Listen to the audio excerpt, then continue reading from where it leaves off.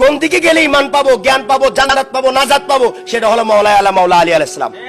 সেজন্য আল্লাহুম্মা আদিল হক্কা মা হুয়া হাইসুদার, প্রিয় নবী দোয়া করেছেন, যেটা তিরমিজি শরীফের হাদিস, যে ইয়া রাব্বাল আলামিন, আমার আলী যেদিকে হককে সেদিকে নিয়ে যান, হক যেদিকে আলীকে সেদিকে নিয়ে যান।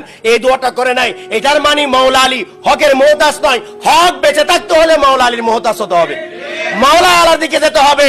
কোরআন মাওলা আলীর, এলম মাওলা আলীর, হক মাওলা আলীর, ইসলাম মাওলা আলার, ঠিক না বেঠিক?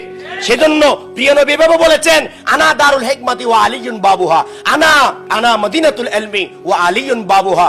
এবং সাথে সাথে এটাও বলেছেন আল মুস্তাদরাক হাদিসে, ফামান আরাদাল ইলমা ফালিয়াতিল বাবা মান কুনতু মাওলাহু ফা আলিয়ুন মাওলা। বলে প্রিয় নবী বলেছেন যে আমার আলী আমার, আমি আমার আলীর, আনতা মিন্নি ওয়া আনা মিনকা, বুখারী শরীফের বর্ণনা, যে তুমি আমার আমি তোমার। এর চেয়ে বড় মর্যাদাবান, এর চেয়ে বড় হাদিস শরীফ আর কিছু হতে পারে না। আসলে এগুলো হাদিস দিয়ে বর্ণনা করার বিষয় নয়, হাদিস আমাদের জন্য আসছে আমরা যাতে বুঝতে পারি। আল্লাহর প্রিয় নবী বলেছেন, প্রিয় নবীর নূর এটাই যথেষ্ট, প্রিয় নবীর নূর এটাই যথেষ্ট।